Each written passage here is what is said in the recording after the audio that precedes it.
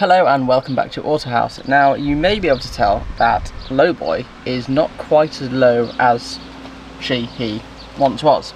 Reason being is it has eye-back springs on the rear, well, and on the front as well. Bilstein shocks, and I'm waiting for the front Bilstein shocks to come in as well. I did notice though, however, when I was taking the wheels off and doing all what I needed to do, that the rear brakes were quite low, quite a lot. I think I picked this up in a previous video and then completely forgot about it. So what I'm going to do today is change the brakes, or change the brake pads should I say, and I've stolen them from the big blue slag which is to the left of me. So let's do that.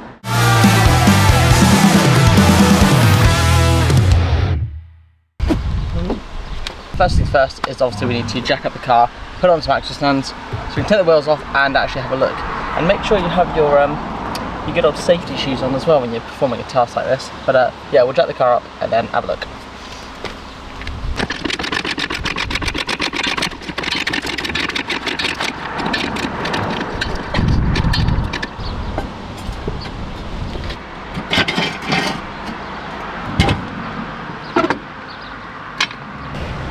And obviously we need to remove the wheels, so let's try.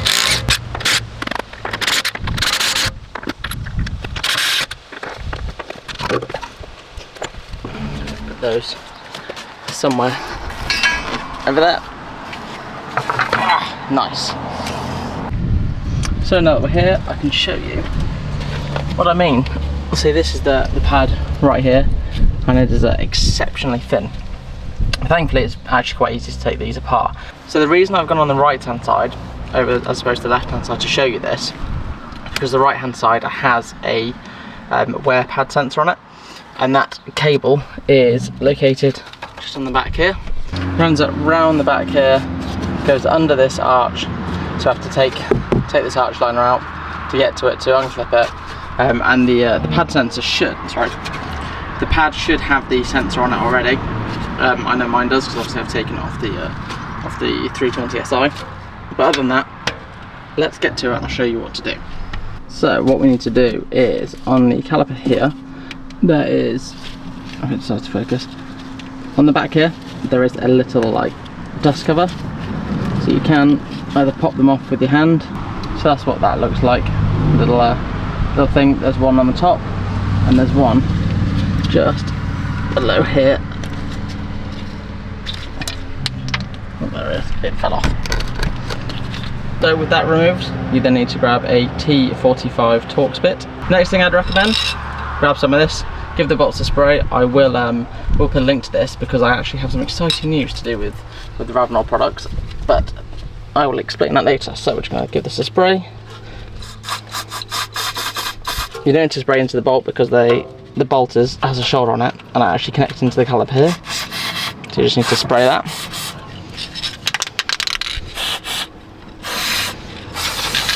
As I was playing around, bloody broke the cable, didn't I? So it's a good job we're replacing them. For your sanity, use a small T45, not a long one like I was doing. And just shove that in there.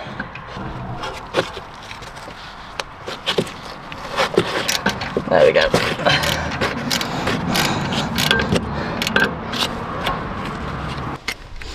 Then I'm just going to crack the one below it as well.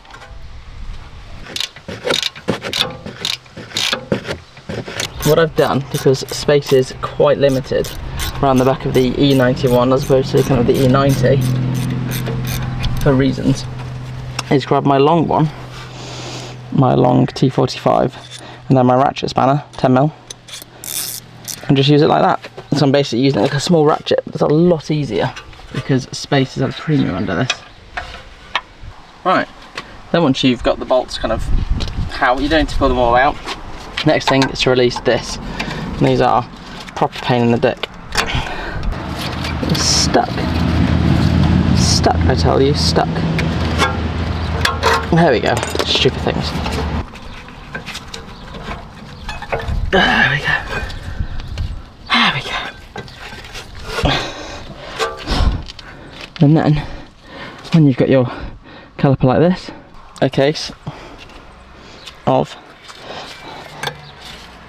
popping this one out because it has a bracket in it, which goes into the piston, like that. So we'll get that one out first. God, it's all very, very stuck in here. Yeah, make sure you do this first. Do this first, I'm being an idiot.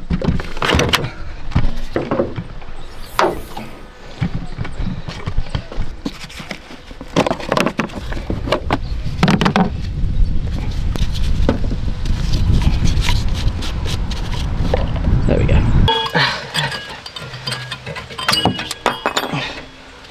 I'm going to rip the pad sensor off in there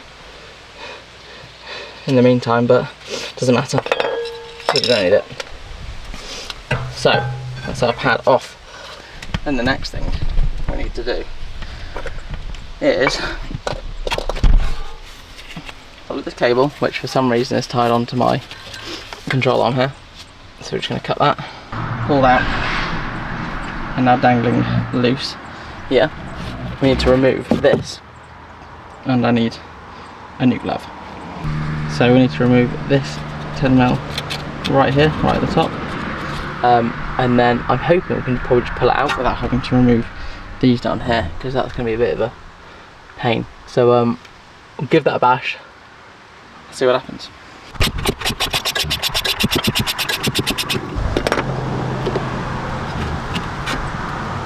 Hoping you're going to be able to see this. So if I pull this back up, it's dusty. It might be quite hard to see because it's dark in there, but under here there is a cable, and looks like this. And all you do is you grab, I'll do it that way, grab this,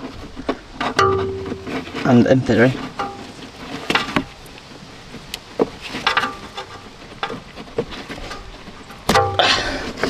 there you go.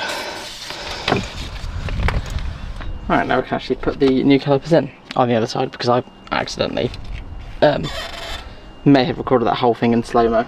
So we're going to do it on this side, but don't worry, I'll show you how to do the wear sensor. So with this, you will need to wind the caliper back. So I use one of these, which is a ball joint remover.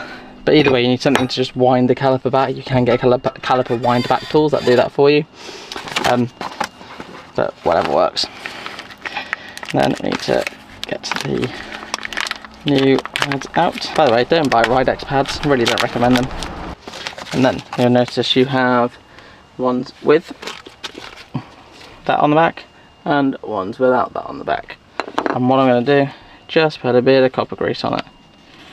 Probably don't need it on these ones, but it's better to be safe than sorry. So I'm just going to whack it on, smother it on there. And then we'll do that one whilst we're here. Right, I'm going to grab your caliper. I'll put this one in first, and you simply just pop it in. And then your other one sits like that. And then put it back on your desk. Pop those in there, pop that in there. And then we're just going to tighten them up using our 245. Set that to stun. And just don't tighten up one and then do the other. Get them all in the threads first and then tighten them up. And once you make sure that they're tight, I'm going to go ahead and pop this back on, which I hate doing. To this day, do not understand them. There we go. If someone has an easy way of doing that, please let me know, because I just don't understand that. Then you're going to put your dust covers back on.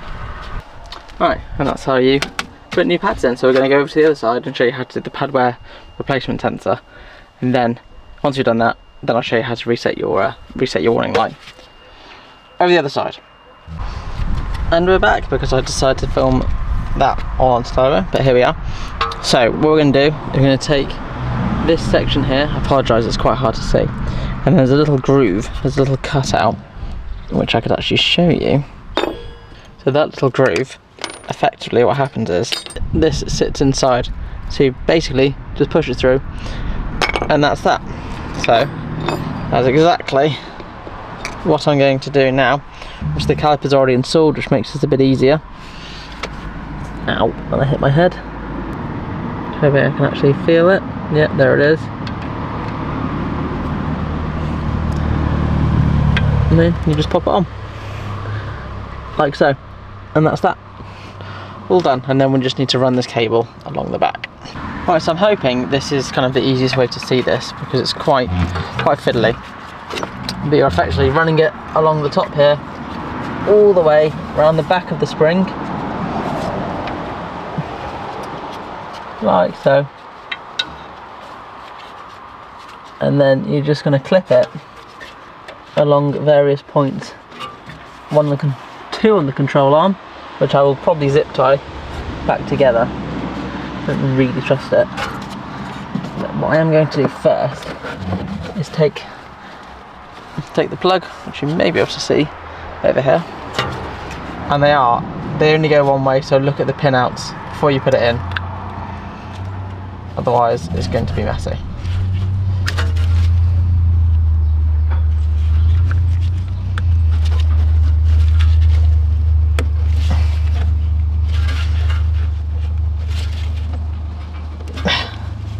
There we go.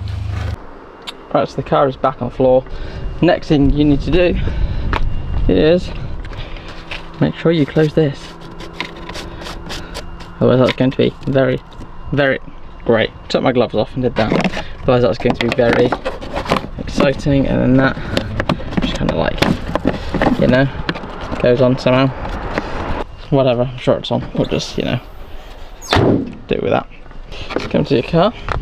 So I left it in gear. Just look at that gear. I'm just going to start it. And you see it comes up with service, fuel, all sorts.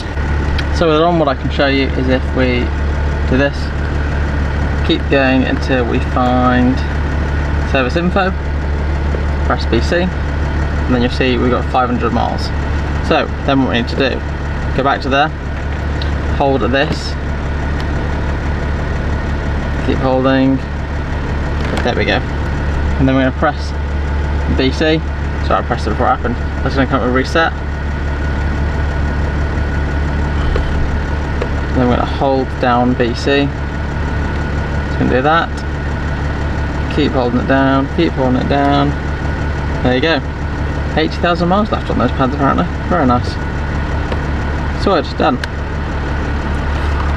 And then, bang. There you go, that's how you do your brake pads, your rear brake pads on an E90 or E91. Cheers! I've done this whole thing and realised that the brakes are actually a lot bigger on mine than they are on the 320 SI, even though I thought they were the same size disc and pads. They're not. So I just fit this and then have to kind of take it all apart again because it's wrong. But that's how you do it anyway, but you know, use the right parts next time. So yeah, I won't be stupid. Nightmare, honestly. But there you go.